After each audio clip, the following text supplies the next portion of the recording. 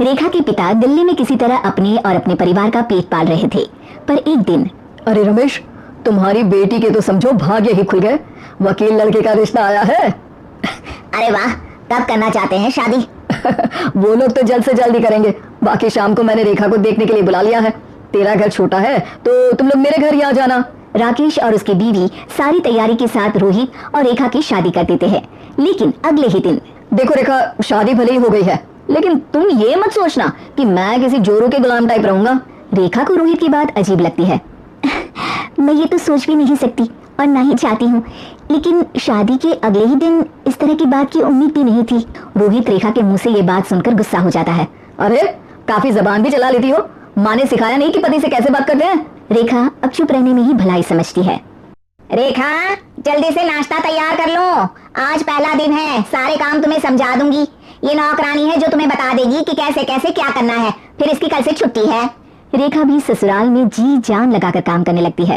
खाली समय मिलता तो पति के वकालत की किताब उठाकर पढ़ने लगती। ये क्या, जब देखो तब पढ़ती रहती है। अच्छा सुन, कल पिता के घर से 20,000 रुपए लेकर आना। मेरे छोटे बेटे की फीस भरनी है। लेकिन पापा क्यों भरेंगे उसकी फीस? अरे वाह जी वाह, पापा क्यों भरेंगे? तो ये बता, हम क्यों रखेंगे तुझे यहाँ? क्यों खाना देंगे फ्री में? अरे क्योंकि मैं बहू हूँ इस घर की। तभी वहाँ रोहित आ जाता है। अरे वाह, बड़ी जबान चला रही हो। चुपचाप माँ जो कह रही है वैसा कर, वरना सामान उठा और जा अपनी झोपड़ी में। बेचारी रेखा क्या करती, पिता के घर जाती है, उनको सारा हाल बताती है। पिता भी जैसे तैसे पैसों का इंतजाम कर बेटी को ससुराल के लिए विदा करते हैं। देखा, अब कहाँ से आए पैसे? अरे बहुत माल है तुम लोगों के पास, बस सीधी उंगली से निकालते नहीं। नहीं नहीं माँ, पापा ने अपनी मोटरसाइकिल बेचकर पैसों का इंतजाम किया है। पता नहीं अब वो ऑफिस कैसे जाएंगे। अरे वाह भाई, ये भी हम सोचे। खैर, जैसे तैसे दिन बीतते हैं। रेखा जहाँ एक प्यारे से बेटे की माँ बनती है, तो वहीं उसका वकालत की किताब में ज्ञान और गहराता जाता है। हे भगवान, बुरे फंसे। ये केस तो लगता है कि मैं हार ही जाऊंगा। देखिए, मैंने आपकी इस केस की फाइल पढ़ी थी। इस केस को जीतना बहुत ही आसान है। वाह भाई वाह, यहाँ वकालत की डिग्री लेकर भी मैं समझ नहीं पा रहा हूँ, और तुमने रोटी बनाते बनाते ही केस समझ लिया। अरे जाओ जाओ, जाकर मुन्ने को संभालो। केस मैं संभालूंगा। ए लड़की सुन, जाकर अपने बाप के यहाँ से 3 लाख लेकर आ। पूरा घर फिर से बनाना है। छोटे की शादी करूंगी तो छोटी बहू को कहाँ रखूंगी? पूरा घर तो तूने घेर रखा है।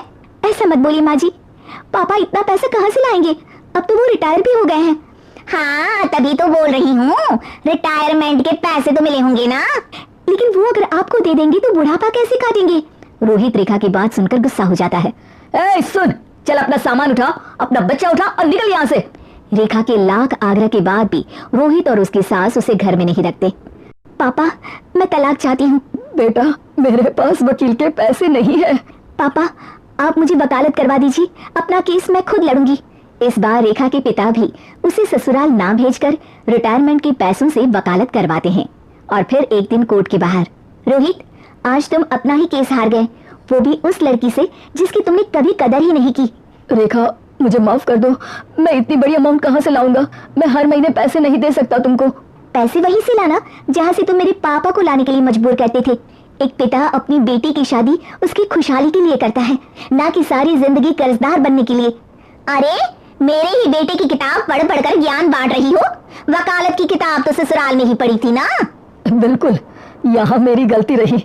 जिस पैसे से मैंने इसकी शादी की थी, मुझे वो पैसे पहले इसकी पढ़ाई में लगाना चाहिए था।